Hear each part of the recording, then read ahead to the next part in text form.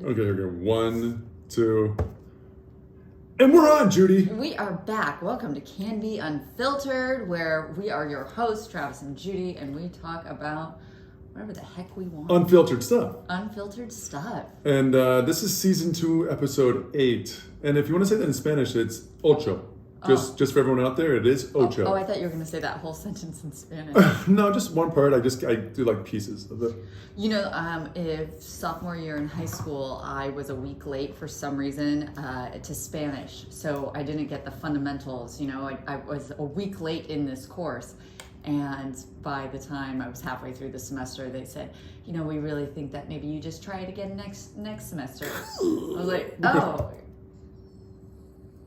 That sounded good. Yeah, and then I switched schools, and that's private. I went to a private school, and that private school said, you know, for X amount of dollars more, you can pay for this French tutor. And so I took French for 2 years. How much French do you know right now, Judy? None. I mean, I can pronounce some words. That's what the problem is. I can read a letter. I can read some of it. I know some basic stuff. I can have a conversation.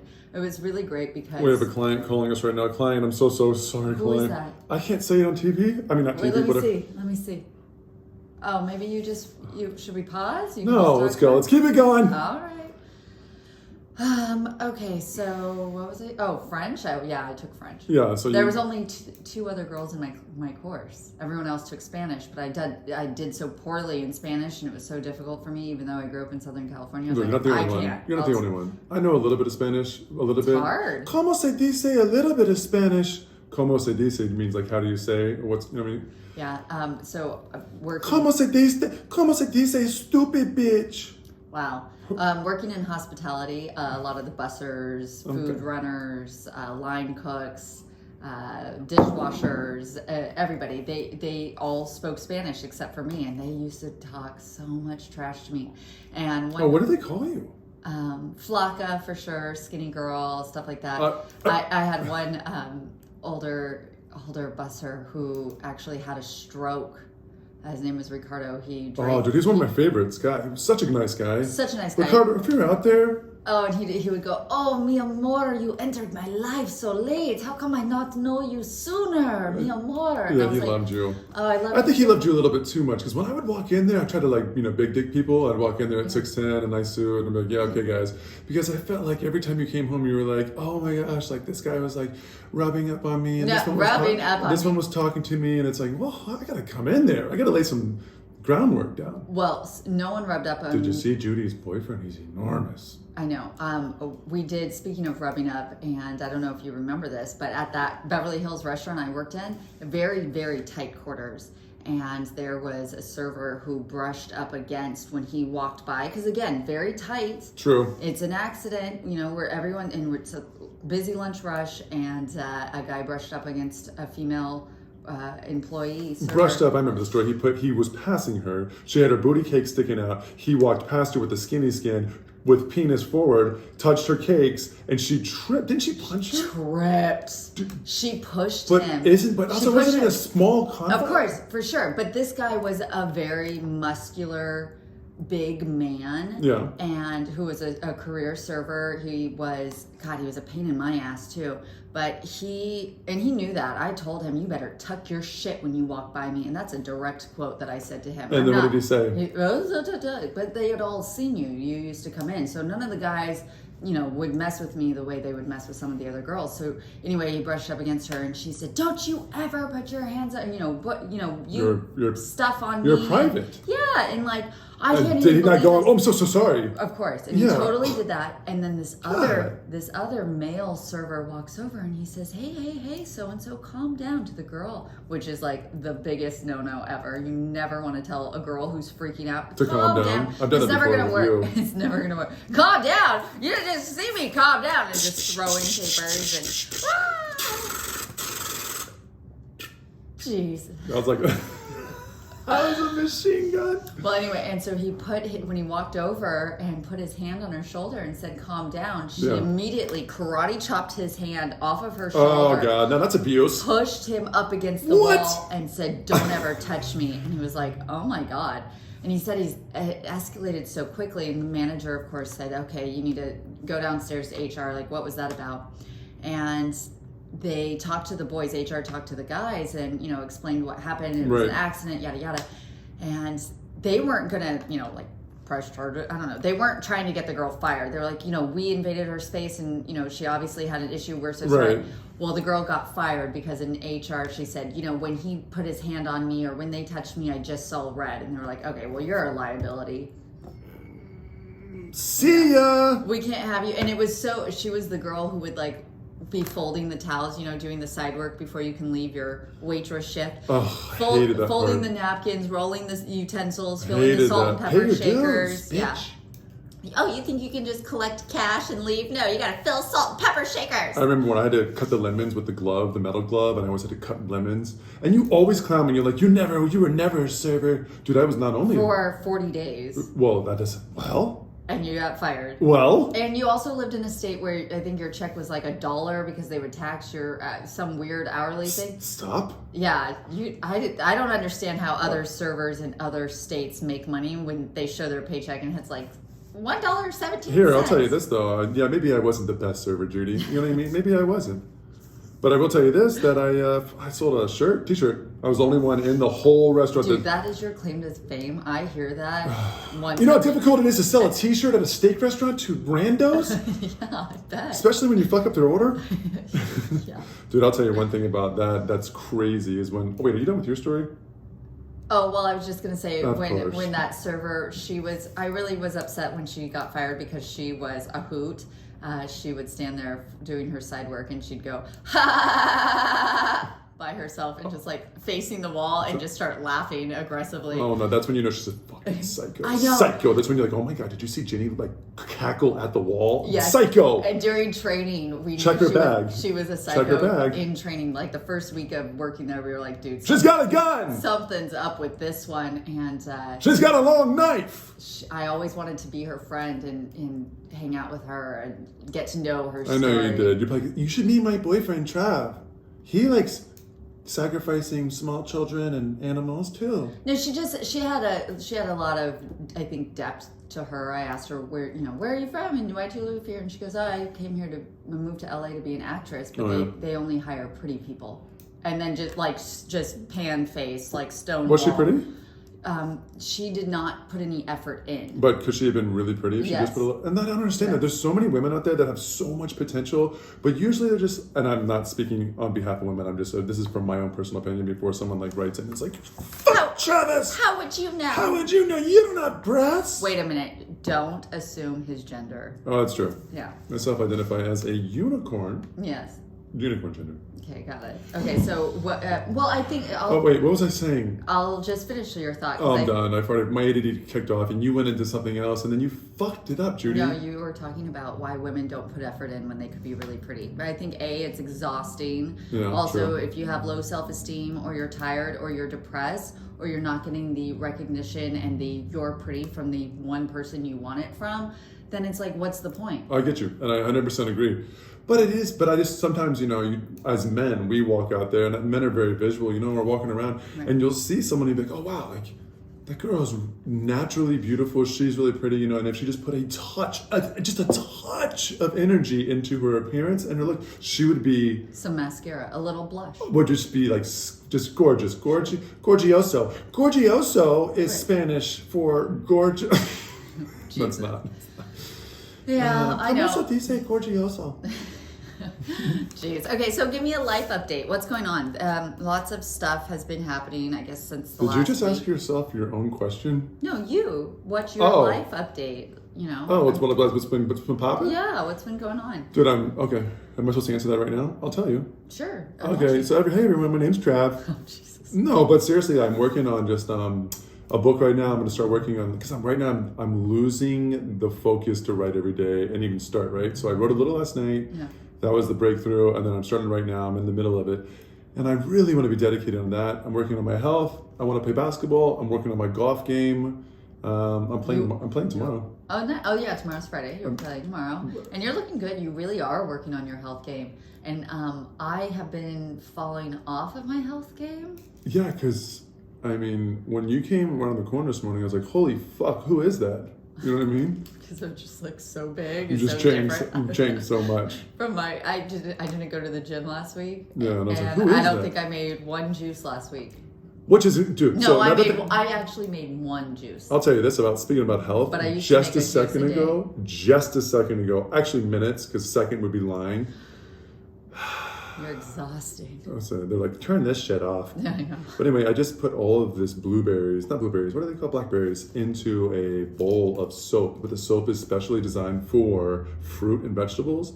I posted on Instagram. People are tripping balls right now. They're like, what are you doing? You're going to get so sick. They don't understand. So it removes parasites, small bugs, waxes, I mean, everything. And it's organic. It's all the pesticides that you spray on. Yeah, and the reason I'm And even the organic fruits and vegetables, pardon me, Travis, they still have to put bug killer on it. They still don't want their whole crop to just be eaten alive by bugs. So people would go, oh, it's organic, it's fine. It's totally sprayed with bullshit. Right, and here's another thing. I always like to have evidence, like to see it, what's going on, right? So I put it into a clear bowl, and after about 20 minutes of it sitting in there, and then I spun it with my hands a couple of times, the amount of just dirt and grossness and wax at the top of the water, and there's even organisms that are swimming around because they've been harvesting and hiding within the cavities of these fruit crevices. The water's so murky. And you're like, what? And then I think to myself, well, I mean, my entire life I didn't wash any of this bullshit. Right. Forever. I never did. I mean, up until maybe a month ago, you would still eat, you would just grab an apple and eat it. Until you tripped. I couldn't even believe you were doing that. Did you just eat an apple and not wash it? You're an adult man. You might as well just open your mouth and let, Monsanto just spray and just orgasm in your mouth. Jesus! Well, is Monsanto a chemical? Yes. It's like a pesticide or some shit? Yes. And you just said, I have Monsanto orgasm in my mouth with a pesticide. Yeah. Those are grounds for breaking up. We should break up right now. Any man out there right now has been assaulted verbally like that by their so-called person who cares about them. Nobody says that. I'll spray pesticide in your mouth. Yikes. Okay, and then Okay. another So life. that's what's going on with me. What, and you? Another life event is your sister Rebecca, your middle sister, has moved. She moved to Texas. She's out of here. She moved back to Austin. Back to Austin, and she came out here for 2 years and 4 months, or 2 years and 8 months. Yeah, something like 2.5 years. So she put some work in. Yeah, she had about a year in, and it takes a little. This is the city. It takes a lot of energy to navigate this, to do your day to day. Going to the grocery store is not like going to the grocery store in the suburb. You don't have to get parking validated when you go to Target in a normal city. This is a metropolitan city, so it takes you a while to get into the groove. Yeah, I but feel you like have she to. didn't even really get into the groove, and then COVID hit. Yeah, it sucks. Fuck COVID, dude. I'm so over COVID. I know. So then lockdowns and everything else, but now we get to go to Texas. Yeah, so we haven't been to Austin before. So Becca, once you get situated and stuff and get your place popping, she lives near everything that's going right now. So, super cool. And she's also single. So if you are listening and you're from Austin, my sister's headed your way. And if you're like a really hot guy who has his shit together, you gotta have a job, dude. You can't be a loser. It's like, dude, I'm like trying to do some. And I'm like, no, that's not gonna work. Right. We need qualified men. She's highly motivated.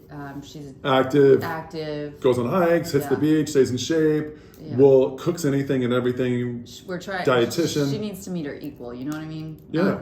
And we have another sister. Not some nice guy. And real fast, while I'm doing this, I have another sister named Lauren. You can find her on my page. She's in Los Angeles. She lives in Los Angeles. She's also single, and she's ready to mingle too. Both beautiful women. And she's just as motivated as Travis and Rebecca too. They're all the Canby kids, very determined. Very determined individuals. Yeah, your parents did right by y'all. We don't take no for an answer, motherfucker. And Kathy Canby, your mother does not. She's gonna find. Did someone say I can't? Yeah.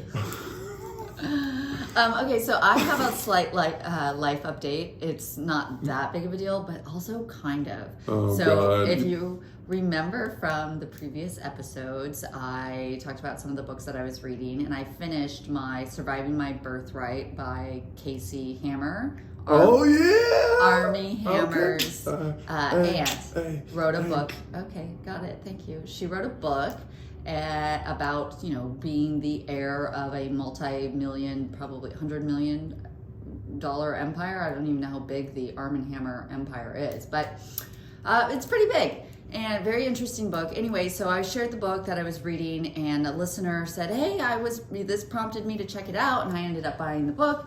And I shared that on my story, and I tagged the author, Canby Hammer. And then Canby Hammer was like, "Oh my God, Judy, I missed your tag," because she's an adult woman who doesn't go on Instagram every day.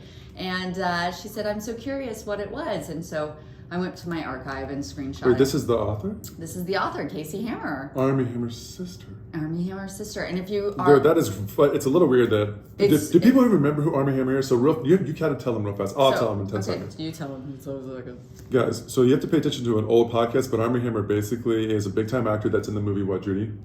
Call Me By Your Name. He was supposed to be in a movie with J-Lo, and he was like gonna finally like blow up. He was one of the twins in The Social Network. Why don't you just take it back? But he's not a twin in real life. He just played the He's twin. a handsome dude. He's like a heartthrob. Yeah, blue eyes, blonde hair, tall, athletic, comes from a millionaire family. And then the kicker is that he's a motherfucking cannibal. He's he eats people. Like it's like not. This is not a joke. Like has blood stories, like crazy shit. He's a Satanist. He like strangles people. So many women came forward saying that he either hurt them, tied them up, and trigger warning, raped them for 5 hours. Just insane stuff. Like tricked them in BDSM stuff and ignored. Okay, they get it. Ignored safe words and everything. They get it. Anyway, so Judy's talking to his sister. No, his aunt, and his aunt was kicked out of the family. Armie Hammer's father, when the grandfather died, and he had issues with his sister. He was very abusive to Casey, his sister. This is Armie's father. Oh, jeez. And so when the grandfather passed away and the money was supposed to be divided, Armie Hammer's father was in charge of the trust and all the money, and he kicked her out of it. And she works as designing kitchens in the design department of Home Depot when her family is multi-billionaire. That's not right. Isn't that insane? Anyway, so very interesting book. So crazy. And then she DM'd me, and I sent it back to her, and we were just talking back and forth for a little bit, and I don't know, it was very interesting, very cool.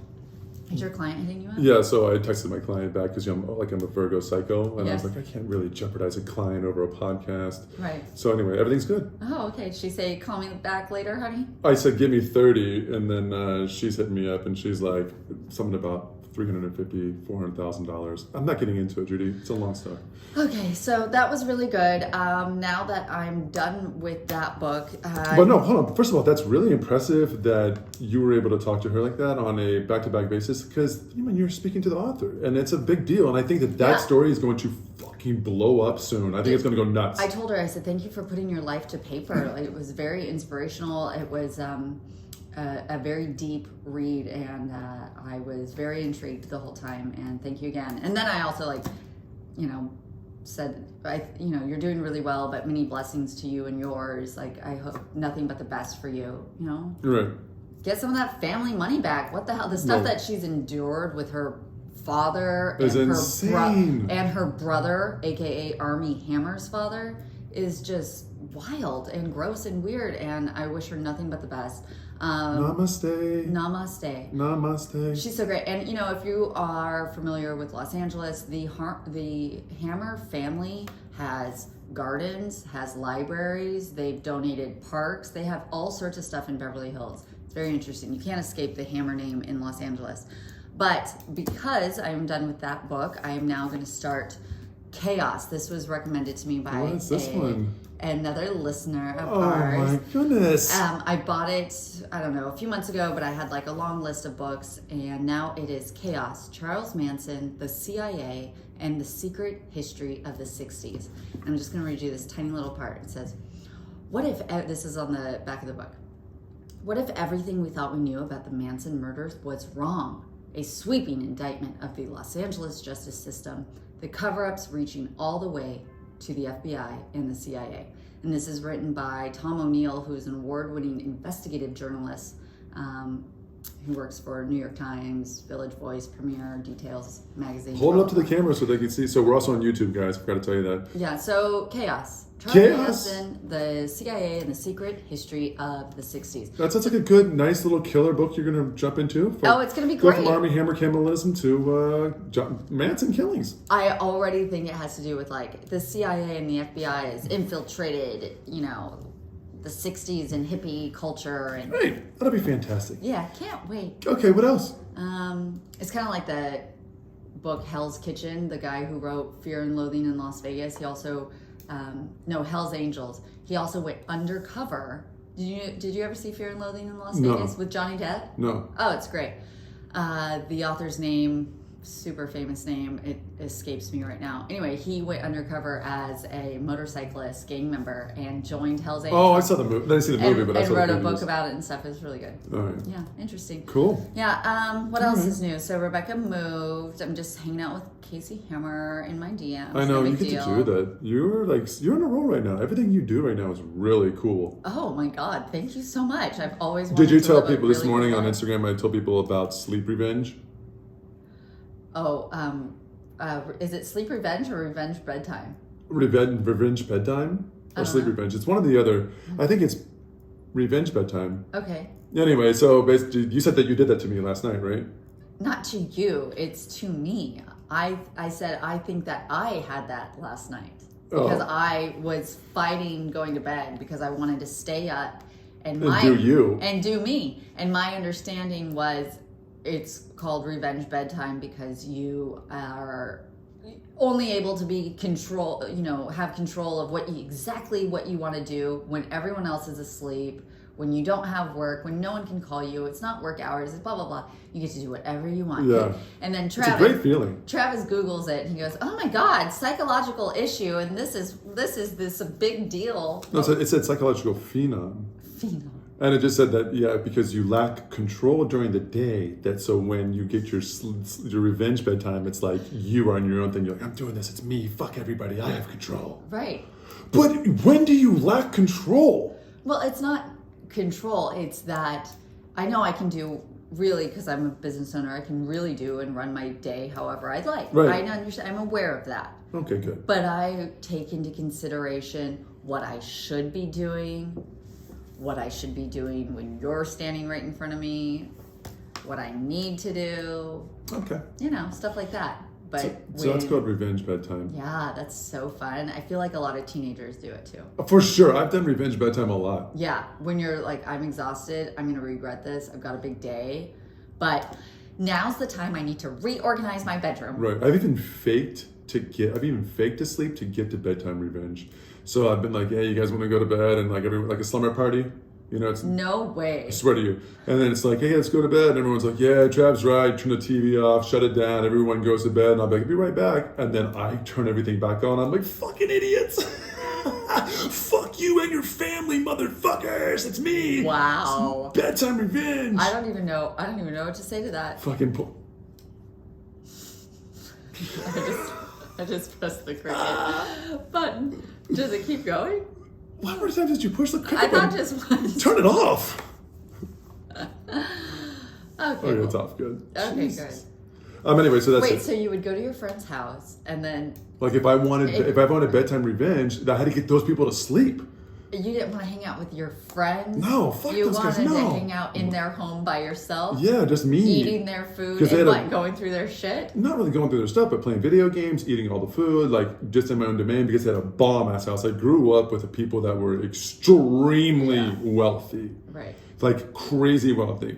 And I was able to just leech on them, suck off them, and use everything that they had and act like it was mine. It is one of And I needed to be alone in their house. So is this particular revenge slumber party sleepover thing that you did the house where you stole the housekeeper's car in the middle of the night, the live-in nanny? oh yeah, that's it. Yeah. That is it. You stole their car when you didn't have a driver's This is license? another great story, and this is where it goes from, Judy. This just goes from one story to the next.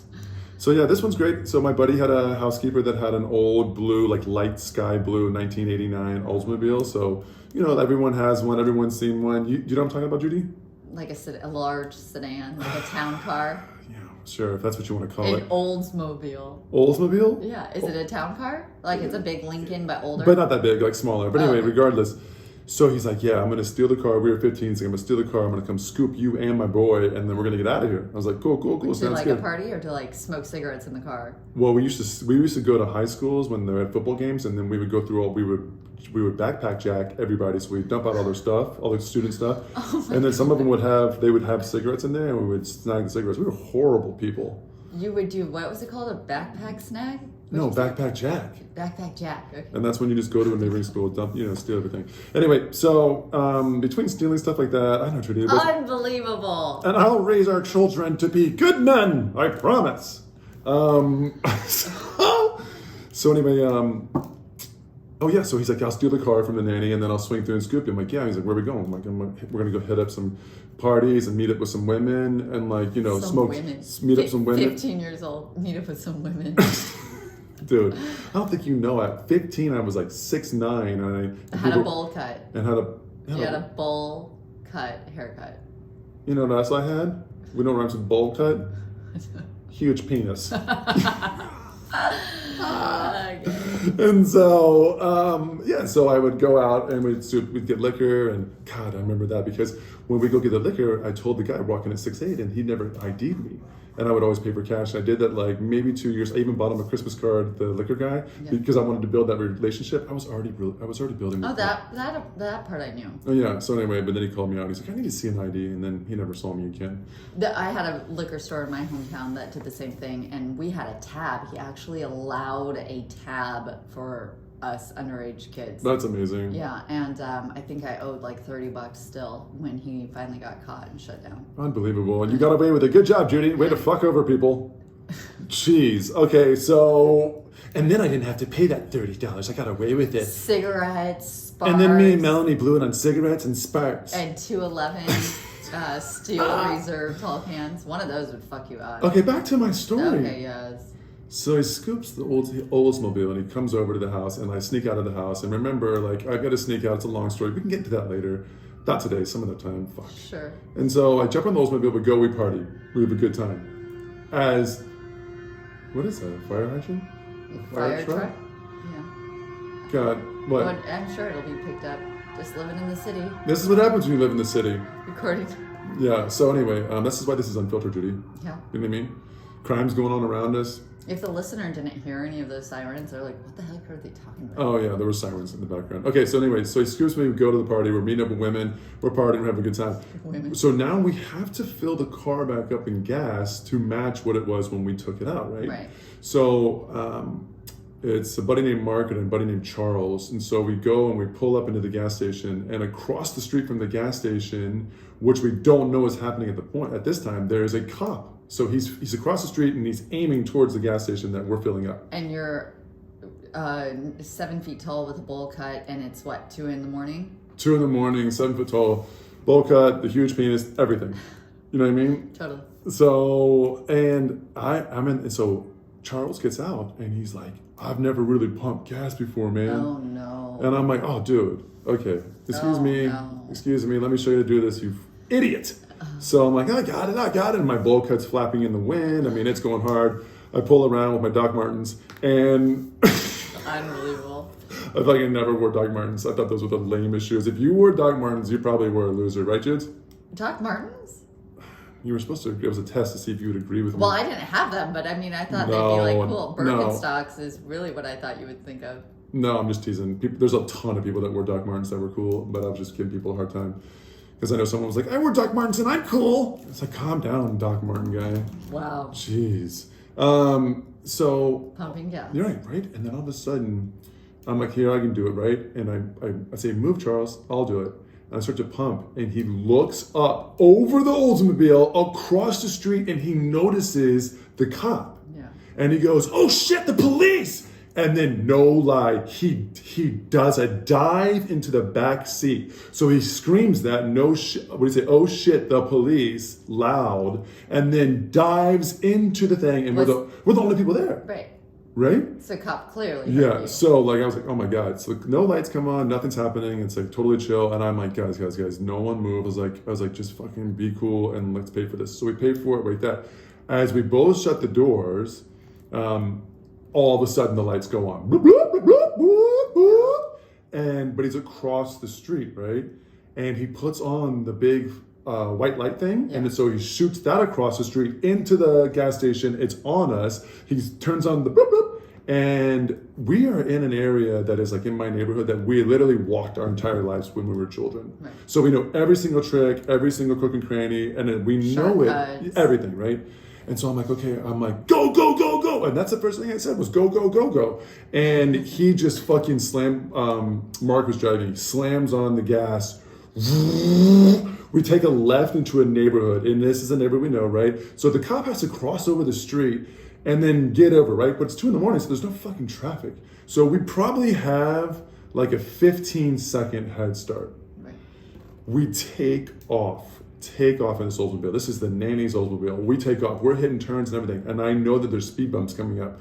So I'm like, speed bump, speed bumps. He slows down. Go over the speed bump. Speed bump, speed bump. You know, everything. At one point, we could see that the cop had made it over the street and was now in the neighborhood with us. And I was like, holy fuck, like we are really, really doing this. And that's when I said, turn off your lights. Oh my God. Turn off your lights and drive. I was like, I know the streets well. And I was literally, we were driving in darkness, and I was literally like, left, left, left, left, left, left, and like 200 feet, left, left, left, left. And then Mark would do left like that. And we ended up getting away from the cop. We drove in the complete darkness. Yeah. Dude, I mean, it was insane. So he drops me off. I go into the house, and he was like, I'm really scared, man. And I was safe because I was at my house. Right. He was if he gets pulled over, he's at, so well, what's he going to do? Narc on you? Yeah, you're fucking telling me? Yeah. Snitches get stitches. Yeah. You know what I mean? It's like, dude, you can't rat on me. Right. So anyway, I'm like, all right. He's like, I'm really scared, man. He's like, I'm really, really scared. And Charles, the guy that jumped in the back, was like, I'm scared as hell too. Like, what are we doing? And I just looked at him and I was like, I don't know, but like, fuck, good luck. You know what I mean? Like, I don't know. It's not my issue. But then I was like, you can pull into you guys can catch a couple Z's, sleep in the cul-de-sac down the street, turn the lights off and get in there. Like, I think the cop is so far away, there's no way he's going to find us. And they ended up going home, making it, returning the car and everything. We continued to steal parents' cars, our cars, until eventually I was caught. Oh no! Yeah, I was caught, not by cops, but by my mom, and I had to steal the dogs too. When I would leave out in the middle of the night, I had to steal the dogs because they would bark on me. And the dogs would come party with you? Yes. Nobody knew that, but I would take the dachshunds with me because they would bark on when I would leave, and then they would definitely bark when I would show up. Right. So I took them with me. And then they would just rage with us all night. Oh my God. But when I came home, I pulled in, and obviously the lights were all on in the house. Oh, no. And I was like, oh fuck, it's because I skipped I got off schedule. I got home 30 minutes later than normal. And my dad had gotten up. Why did your dad get up? Because he gets up early. And he got up extra early that day. And I even had a football helmet inside of the bed to pretend like it was me, like Ferris Bueller type shit. Oh, jeez. And my mom, so anyway, I walk in. They are up searching for me, but I sneak in so stealthily, like that I'm able to get into my bed again without them knowing. But when I got up there, the helmet head was already removed, like they had blown my cover, right? Yeah. I still get back into the bed. I love you. And I'm like, okay, what do I do? And I messed my hair up like I had been sleeping, and I put on pajama clothes, and I was gonna play it like I fell asleep in a different room. And I got down there and I was like, hey, what's everybody doing? Like I did like the what's everybody doing? Rub your eye type shit. Oh. And my mom was like, sit your fucking ass down. And I was like, okay. yeah, dude. And then she was like, my dad's name is Laird. She was like, Laird, smell his breath. Smell his breath. Does it smell like cigarettes? Dude, I was ripping cigarettes. He was like, it smells like cigarettes, Kathy. She's like, Jesus, our fucking son. She's like, has he been drinking? He was like, smells like booze too. She was like, oh my God, dude, it was bad news. Was that the most amount of trouble you've ever been in as a child? I don't think so. Really? I do. I remember, I don't want to get all into it, but there was one time I was throwing mud balls at cars, and there was a rock in one we didn't know about, so we smashed through somebody's window when they were driving by. Which is extra dangerous. So dangerous, and they chased us through the streets, and I was jumping fences throughout the woods, and they were chasing us. My buddy got tackled by one. I knew the neighborhood well. I jumped into a sewer well, kind of a thing, escaped. Came back to the house. He had ratted me out 100%. My parents were How old were you? What? How old? 10? A fucking like 13, 14. Oh my God. I roll back up to the house. The guy that I threw the thing at is talking to my parents, the window's broken in the car, and I was like, oh, dude. And so he's like, there he is. He's like, that's your son, that little fucking asshole. He did it. My dad was like, don't talk to him, like, like beefed up. He's like, all right, you get a hold of your son. He's a piece of shit. Who raises a fucking asshole like that? And my dad was like, well, I did. Mischievous little Travis. What a little shithead. Anyway, enough about me. Okay. You know what I mean? Yeah. We're at 34 minutes. I guess that's it. Is that it? I don't know. Oh, I guess it is the middle of the day. We got to get this thing out. Judy, what else? You got anything else going on? Well, I was reminiscing about my New York trip with my friend that I went to New York and stayed in the model house with. Oh yeah, that's another episode. If you haven't heard that one, it's a great one. But she said, "Oh my God, I listened to that episode, yada yada. You never mentioned this, this, and this." And I was like, "Oh my God, there's so much that I left out of that story." Oh, you want to fill it in? I mean, I guess, but one story in particular I really want to do. So it's the last day of my New York adventure during New York Fashion Week. It was spring, summer, but Fashion Week, it's a couple months prior. So it was in February. It was cold as hell. I had been there for a while. Last day, the guy Carlos is, don't worry about it. I'll take you to the airport. I'll have a car ready to pick you up. Where you're going back to LA? Going back to LA. We'll have a car pick you up and everything's good to go. And I'm like, okay. And I call him and I'm like, hey, so the flight's taking off in 2 hours, and when will the car be here? And I don't know, it's like no answer. I'm like, oh my God, dude, we are so screwed. What's gonna happen? And so, there's no Lyft, there's no Uber, those don't exist back then. Yeah. So I have to call a yellow cab. We finally make it. We're in traffic. We get to the airport. We missed our flight. Oh, what? Could not believe it. Is that you and Melanie? Yeah. Sorry. And they were like, we are going to have to upgrade your ticket, or you're going to have to pay, $150 per ticket, to get on to the next one. There's a price discrepancy, blah, blah, blah. I'm all annoyed, everything, and we're broke. We've spent all of our money. We have to call on cigarettes and pantyhose. Yeah, I have to call my mother. My mom has to wire me through Wells Fargo $300. Western Union. Yeah, to get these tickets. It was like this whole nightmare. So we finally get the tickets. We're on the next flight. JFK is a ghost town. I am in TSA line, and this guy is going so slow, and I'm like, dude, come on. And I'm so irritated because the guy, Carlos, who, picked us up from the airport and did everything, he was like the little henchman of the whole situation. And today we're going back home, and he's like, F off. I'm not even going to help you. I'm not even going to answer. And I'm sure he was partying all night, but dude, this is your business. Yeah, bro, we can't drop the ball at the fourth. Right, and I would have called a car had you kept telling me. You can't fumble the bag, doggy. Yeah, you kept telling me, I'll have a car for you, I'll have a car for you, I'll have a car Let's for go. you. Yeah. So anyway, this man is in line, and I'm abruptly like, oh my God, get away from, hurry up. And I cut him off because he's like slowly taking off his belt to go through TSA. No one is there. It's ghost town at the airport. I go through TSA, and the person who's patting me down goes, oh my God, that's Bradley Cooper. And I turned around, and it was Bradley Cooper. And then what happened? Did you get a little tingle in your tingles? No, I just was like, oh my God. I made it known at 21 years old, or 20, 21, that I was annoyed with how slow he was going. And I was like, let's go. Probably like old man or whatever. Yeah, let's do this. I turn around, and it's Bradley Cooper. So he gets whisked away to go to VIP airport lounge, and I'm in. Yeah, he didn't have money, Western Union. Yeah. He was good to go. Yeah, he's first class, everything. He's like, sorry, Judy, excuse me, I'm going to first class. Right. And so now I'm in the airport, and we have to wait around for like 2-3 hours, whatever. And maybe like 2 hours.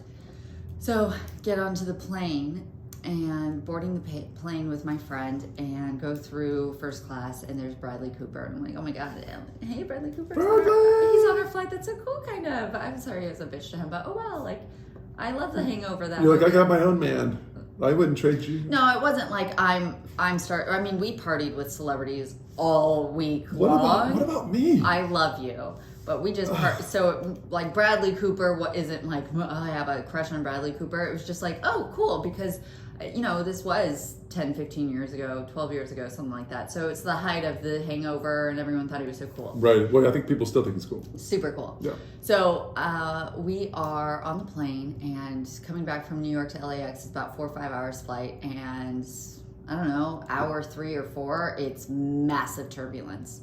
The lady next to my friend and I is crying. Oh, God. There's babies crying. That's the worst, is when It's people are getting very- super dramatic. You're like, we only dropped 30 feet. Stop. No, but it crying. went on for a while, and it was very scary. But what does crying do? Crying does not make anything better. Like when. Well, it's just fear escaping your mouth. No, but I know. But there's people that are like, you can be like, oh, God, but you don't have to be like. And like when you do that shit, everyone you just trip everyone out. Like you don't have to be screaming, ladies. That's just panic. That's just absolute sheer panic. And it was borderline like that. It was that? It was like that? But it was by far the worst turbulence I had experienced in my life. Oh, and wow. As I heard my mother describe me to someone over this 4th of July weekend. She said, "Oh, well, Judy's, she's a little quirky." Quirky?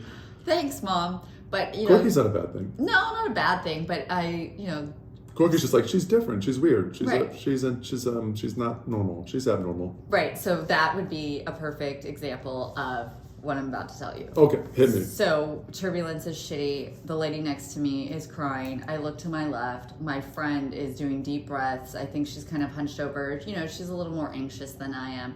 And I turn to her and I go, "This is it."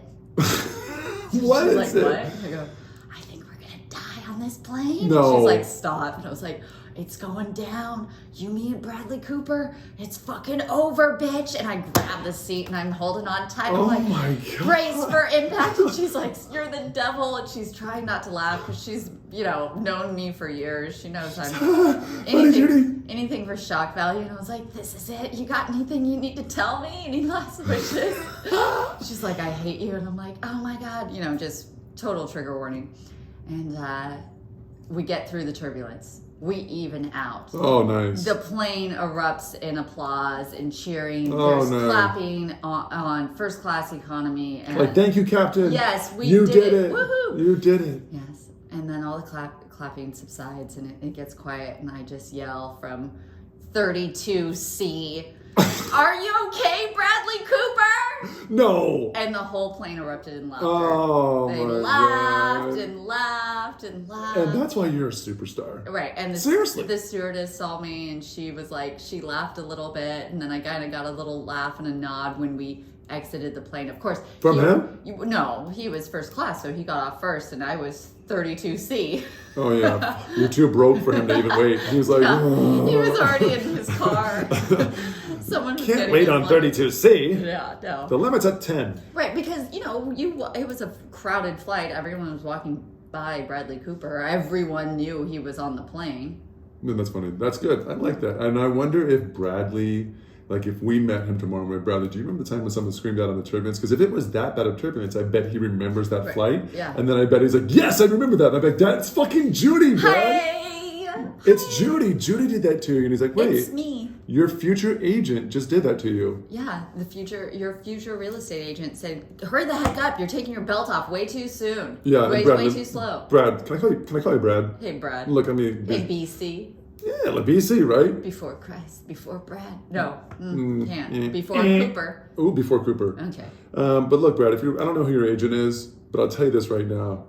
There was a divine intervention that happened a long time ago when Judy crossed paths with you, and she gave you the security and the safety that you needed at that point, and it's a reassurance that we can carry on through real estate. Oh my God, let's manifest this story getting to Bradley. If you're listening Let's to do this it. and you are a degree or 2 or even 3 degrees away from Bradley Cooper, send him this. Tell him to go to the 39-minute mark of season 2, episode 8. Yeah, do it. Jeez, come on, help us Come out. on, help us get Bradley Cooper to buy and sell a home with us. Right, you'll get a wonderful referral gift from me. You will get it. And it'll be called a Lamborghini. It'll be So called- fucking refer him. A corn dog.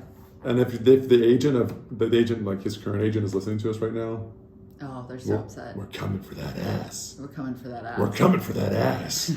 And I want to end the episode of this. We're at 43 minutes and 29 Oh, seconds. jeez. Such a clock Nazi. You always say that. Timer Nazi. You always say that. Hey, when you pass away, I'm gonna cremate your body. I'm gonna cremate. No, I don't want to be cremated. And I'm gonna put it in one of those like what is it? It's called a jar. No. An urn? No. It measures time. It's you turn it over. Clock. No, fucker. A time. The fucking the sand clock thing. Yes, the sand clock. What is it called? I don't know, but I'm gonna put you in Hourglass? that instead of maybe an hourglass. A sand the sand through the hourglass. These are the days of our lives. What is that from? Days of Our Lives. That's how the soap opera started. Really? Yes, like sands through the hourglass. These are the days. I wanted to just get it out. You just did it. You already did it once. No, you interrupted me both The times. first time? Okay, fine. Fucking do it. No, it's Go over. for it. No, do it. It's over. I know you wanted These are the days of our lives. Okay. Okay, did you That's do what it? I'm going to do. I'm going to put you, so I can Jeez. always remember you, the little time Nazi. And just turn it over. Oh, turn it over. And then it goes out. Mm-hmm. Oh, I've been talking too long. Trav would get upset. Time to land the plane. Turn it over. Anyway, I forgot what I was saying. Once again. You wanted to end on this, and then I started talking. Okay, about... I now remember what it was. Okay. And I'm going to end this podcast with a voice impersonation of Dr. Claw from Inspector Gadget. Oh, lucky us. And I'm going to tell the listeners, you're in for a treat. and I'm going to tell them to leave a review and leave a review and a thumbs up and a comment. We need some stuff. Yeah, but maybe Okay, here we go. Maybe on the scene. YouTube. And scene. Okay. And scene. Here we go. I need everyone to go and leave a thumbs up, and I need you to. It was too hard for me to keep up. No, it was really Okay, good. but do you remember this? And I gotta end this. This is just going on too long. This is 45 minutes. Here we go. I'll get you next time, Gadget. That's actually very good. It's perfect. It's ideal. It's perfect. It's what it is. I can do one voiceover. Well, I've known you. I've never heard one anymore. And then we're gonna it's end on this. Sure. And, Okay, here we it's go. one little saying, and I people tell me all the time. Oh I my do it god! really well. It better not be fucking. Is it Pinocchio? Yes. All right, dude. Okay, we'll end on this. Judy's impersonation of Pinocchio. Do you want to look into the camera and do it? And we're gonna end on this. Look into the camera, give him that sexy eyes, and then tell him your story. Do it. And ladies and gentlemen, Judith Lovingfoss with Pinocchio. Hold on.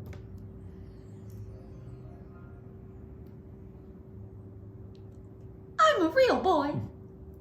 That was Not really bad. good. Not bad. I'm a real boy. Not bad. I know.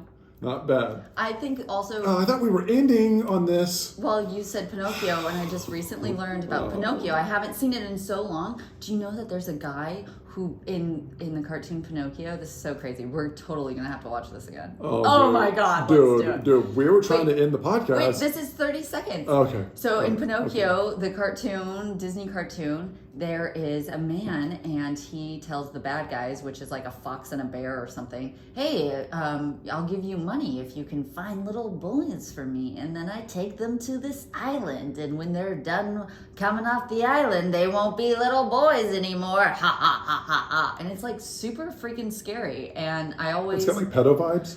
It's like Epstein Island. Like that guy is Epstein's. Here's some money. Bring me little boys. They come to this island, and then when they leave, they're no longer little boys. And they're not virgins anymore. Jeez, You know what I mean? It's like... yeah, which is like It's like what's that's implied. implied. It's like, hey, they're not, you know? You know what, Travis? Well, actually, I think they come Did you back. read that in your Charles Manson book?